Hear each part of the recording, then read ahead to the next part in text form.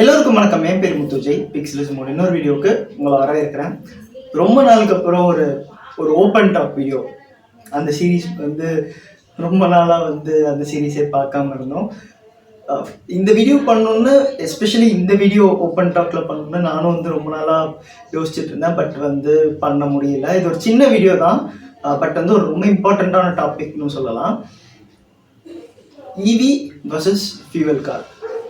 அதாவது electric வெஹிக்கிள்ஸ்க்கும் fuel கார்ஸ்க்கும் நடுவில் இருக்க வித்தியாசங்கள், எது ப்ரிஃபர் பண்ணணும், இந்த மாதிரி விஷயங்கள், என்னோட ஒப்பீனியன் என்ன, ஓப்பன் டாக் பேசலாம் வாங்க.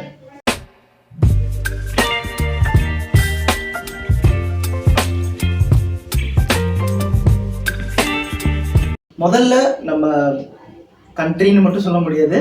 லைக் உலகத்தில் டிரான்ஸ்போர்ட்டேஷனுக்கு உண்டான மெத்தட், லைக் மோட் சைக்கிள் இந்த மாதிரிலாம் இருந்தது. அதுக்கப்புறம் அதாவது ஃபியூவல் வெஹிக்கிள்ஸ் வந்தது. Like motor bike, car, planes, அதுவும் ஃபியூவலில் தான் இருந்தாங்க, ஷிப்பு இதெல்லாம். அதுக்கப்புறம் கொஞ்சம் வருஷத்துக்கு முன்னாடி மேஜர் கண்ட்ரிஸ் லைக், அதாவது ரொம்ப main stream countries like US இந்த மாதிரி இதெல்லாம் எலக்ட்ரிக் வெஹிக்கிள்ஸ்னு ஒன்று கொண்டு வந்தாங்க. அதோட கான்செப்ட் என்னன்னா, லைக் நீங்கள் நார்மலாக ஒரு இது என்னன்னா, லைக் ஃபியூவல் கார்னா நீங்கள் அந்த இன்ஜின் பவர் ஆகிறதுக்கு நம்ம ஃபியூவல் ஊற்றுறோம். உள்ள அந்த மெக்கானிசம் நமக்கு தெரியும். லைக் அந்த பிஸ்டன்ஸ் ரன் ஆகும், அதில் வர்ற ஒரு ஸ்பார்க் வச்சு ஃபியூவல் பேர்ன் பண்ணி அந்த பவரை வச்சு காரோ ரன் பண்ணுறது, காரையோ பைக்கையோ ரன் பண்ணுறது. இங்கே அந்த இன்ஜினே எடுத்துகிட்டு ஒரு பேட்டரி வச்சு, பேட்டரியில் இருக்க பவரை வச்சு ஒரு காரை ரன் பண்ணுறது தான் எலக்ட்ரிக் வெஹிக்கிள், எலக்ட்ரிக் கார்.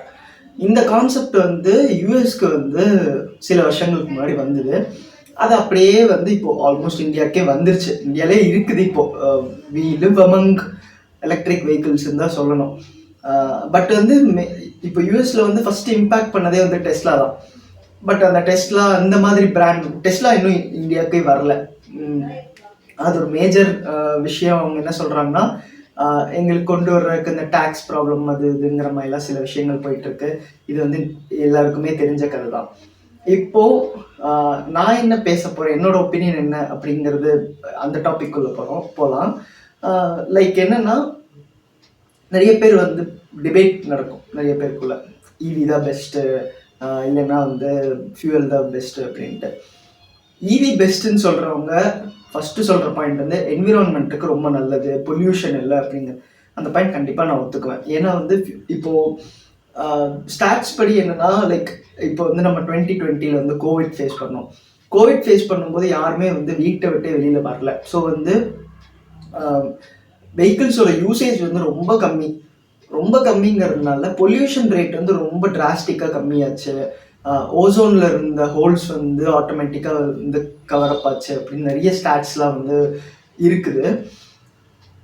அந்த கான்செப்ட் படி பார்க்கும்போது இவிஸ் என்விரான்மெண்ட் பொல்யூஷன் ஃப்ரீயாக இருக்குது.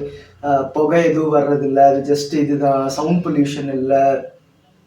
ஆப்வியஸ்லி இது சில ஃபியூவல் கார் லவர்ஸ்க்கு பிடிக்காது. லைக் அந்த மேனுவலோட ஃபீல் தான் எனக்கு பிடிக்கும், அந்த ஃபியூவல் காரோட ஒரு வைப் தான் எனக்கு வேணும் அப்படிங்கிற மாதிரி சில பேர் அடமெண்ட்டாக இருப்பாங்க.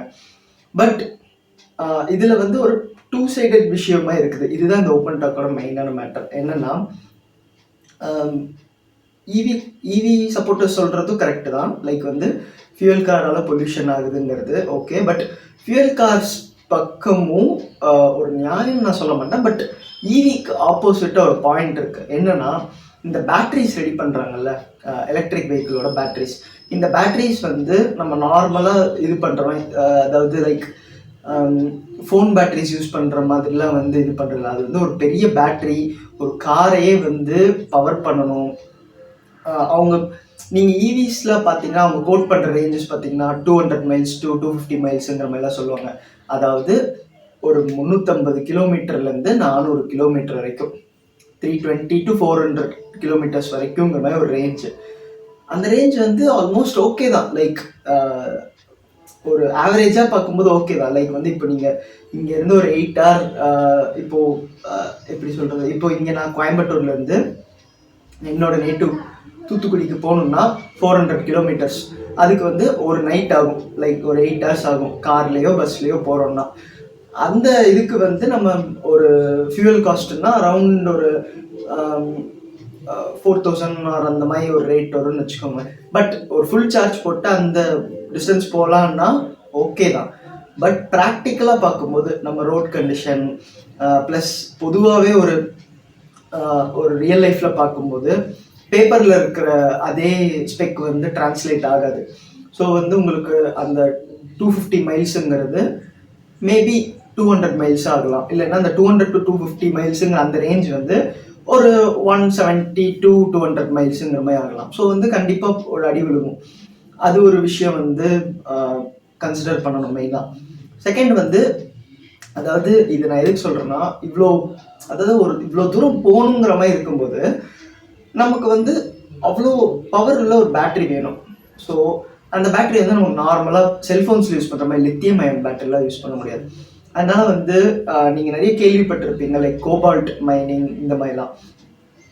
இதில் தான் வந்து ஒரு பிரச்சனை. லைக் வந்து அந்த மைனிங் ப்ராசஸில் வந்து நிறைய பேர் வந்து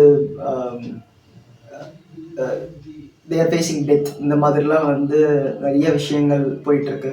ஸோ வந்து என்னோட ஒப்பீனியன் என்னென்னா, ஒரு ஃபியூவல் பாயிண்ட்லேருந்து இந்த ஈவிக்கு வந்து ஃபுல்லாக ஸ்விட்ச் ஆகணும் போது கோபால்ட் டிபெண்ட்டாக இருந்தால் கண்டிப்பாக வந்து வில் ஃபேஸ் இஷ்யூஸ்.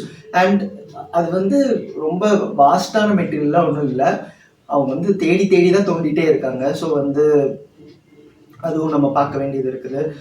அதால் வந்து நிறையா டிசீசஸ் வருது, லைக் மைண்ட் பண்ணுறவங்களுக்கு இந்த மாதிரிலாம் நிறைய விஷயங்கள் வந்து நம்ம ஆர்டிகல்ஸில் பார்த்துருப்போம்.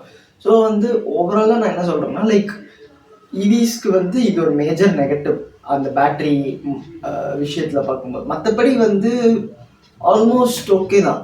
பட் என்னதான் ஃபேக்டிஸ் என்னதான் இது பண்ணாலும் நமக்கு வந்து அந்த மேனுவல் ஃபியூவல் காரோட பவர் வந்து ரீச் பண்ண முடியாது நிறைய பேர் சொல்லுவாங்க. லைக் வந்து டெஸ்லாவோட பவர் வந்து ஒரு ஜிடிஆருக்கு வந்து கம்பேர் பண்ண முடியாது அப்படிலாம் சொல்லுவாங்க. ஓகே தான், but we have to evolve இல்லை. ஸோ வந்து என்னோட சஜஷன் என்னென்னா, இப்போ வந்து ஃபோன்ஸில் நம்ம ஏன் வந்து ஆக்சுவலி வந்து ஃபோன்ஸ்லேயே வந்து லித்தியம்க்கு பதிலாக சோடியம் பேட்டரி யூஸ் பண்ணலாங்கிற ஒரு கான்செப்ட் வந்து நிறைய பேர் வந்து சொல்லிட்டு இருக்காங்க. அது என்ன கான்செப்ட்னா, பீரியாடிக் டேபிளில் பார்த்தீங்கன்னா சோடியம்க்கு அப்புறம் லித்தியம் வரும். நமக்கு வந்து லித்தியம் கம்மியாக இருக்குன்னா லித்தியமோட மோஸ்ட் ஆஃப் தி ப்ராப்பர்ட்டி சோடியமுக்கும் இருக்கும். ஸோ வந்து சோடியம் வந்து நமக்கு வந்து வாஸ்ட்டாக அவைலபிளாக இருக்குது in the form of sodium chloride, அதாவது உப்பு. ஓஷன்ஸில் இருந்து நம்ம வந்து சோடியம் வந்து எடுத்துக்கலாம். அந்த வகையில் பார்க்கும்போது சோடியமில் பேட்டரி, சோடியம் அயான் பேட்டரிங்கிற மாதிரி பண்ணி இது பண்ணலாங்கிற மாதிரி இருக்குது. மேபி அது கூட வந்து நம்ம இவிஸில் யூஸ் பண்ணலாம் அப்படிங்கிறது இது வந்து என்னோட பர்சனல் தாட் அண்ட் ஒப்பீனியன் கூட சொல்ல மாட்டேன். இது என்னோட பர்சனல் ஒரு தாட், ஒரு ஸ்பார்க் ஆச்சு அப்படிங்கிற மாதிரி. அதனால தான் இந்த வீடியோ பண்ணணும்னு நினச்சேன். அது வந்து டெக்னிக்கலாக முடியுமா முடியாதாங்கிறதுலாம் I don't know, but maybe they can use. Like வந்து ஒரு வாஸ்ட்டாக அவைலபிளாக இருக்கிற ஒரு எலிமெண்ட்டை வந்து பேட்டரியாக நம்ம இது பண்ண முடியும்னா அந்த பேட்டரியை வந்து பெரிய சைஸில் மேனுஃபேக்சர் பண்ண முடியாதாங்கிறது என்னோட ஒரு சின்ன கொஷின். ஸோ ஓப்பன் டாக் இதில் இது என்ன விஷயம்னா, லைக் இப்போ வந்து நிறைய இது வந்து ஃபியூவல் வந்து எலக்ட்ரிக் தான் மாறிட்டு இருக்கு. ஸோ வந்து நம்ம எலக்ட்ரிக் அடாப்ட் பண்ணி தான் ஆகணும், வேறு வழி இல்லை. ஏன்னா லிட்டரலி பைக்ஸ் அண்ட் ஸ்கூட்டர்ஸ்லேயே வந்து இப்போ எலக்ட்ரிக் வந்துருச்சு. நிறைய இடத்துல நானும் பார்த்துருக்கேன் எலக்ட்ரிக் யூஸ் பண்ணுறாங்க. பட் வந்து ஒரே ஒரு பிரச்சனைனா, we can't rely on electric for long distance trips. Because fuel மாதிரி ஈஸியாக கிடைக்கிற விஷயம் இல்லை. ஒரு எலக்ட்ரிக் சார்ஜ் பவர் ஸ்டேஷன் மாதிரி நம்ம வந்து ஈஸியாக ஒரு கேஸ் ஸ்டேஷன், லைக் ஒரு பெட்ரோல் பங்க் மாதிரி நம்ம வந்து ஒரு எலக்ட்ரிக் பவர் ஸ்டேஷனை வந்து அவ்வளோ சீக்கிரத்துலேயே பார்க்க முடியாது. அதனால தான் வந்து நிறைய பேர் வந்து எலக்ட்ரிக் வாங்குறதுக்கே இன்னும் தயக்கப்படுறாங்க. மேபி இங்கே இந்தியாவில் வந்து இன்ஃப்ராஸ்ட்ரக்சர் இன்னும் பெட்டராகி வளர்ந்துச்சுன்னா இன்னும் அதோட டிபெண்டன்சி வந்து இன்க்ரீஸ் ஆகிறதுக்கு வாய்ப்பு இருக்குது அப்படிங்கிறது என்னோட கருத்து. அவ்வளோதான். மோஸ்ட்லி இந்த இதுக்கு நடுவில் நீங்கள் என்ன சூஸ் பண்ணுவீங்க, எலக்ட்ரிக்கா இல்லை இவியா? Electric or fuel vehicles? என்னை பொறுத்த வரைக்கும் இப்போ வந்து யாரெல்லாம் எலக்ட்ரிக் சூஸ் பண்ணுறாங்களோ அவங்களாம் வந்து ஒரு பீட்டா டெஸ்டர்ஸ் மாதிரி. லைக் வந்து இப்போ ஃபோன்லலாம் வந்து சாஃப்ட்வேர் இதாக இல்லை. இப்போ வந்து ஆண்ட்ராய்ட் 14 ரன் ஆகிட்டு இருக்கு, iOS 17 போயிட்டு இருக்கு, 2 சைட் ஆஃப் ஸ்மார்ட் ஃபோன்ஸில். இதே வந்து iOS 17லே வந்து இப்போ திடீர்னு 18 அவங்க வந்து WWDCயில் வந்து அனௌன்ஸ் பண்ணிட்டாங்கன்னா அதை ஃபஸ்ட்டே அனுபவிக்கணும்னு நினைக்கிறவங்க வந்து பீட்டா யூசர்ஸ். அதே மாதிரி ஆண்ட்ராய்ட் 15 அனௌன்ஸ் பண்ணிட்டாங்கன்னா அதை அனுபவிக்கணுங்கிறவங்க பீட்டா யூசர்ஸ். அந்த பீட்டா யூசர்ஸ் தான் வந்து இப்போ இவி இது பண்ணுறக்கு கணக்கு அப்படிங்கிற மாதிரி என்னோட இது.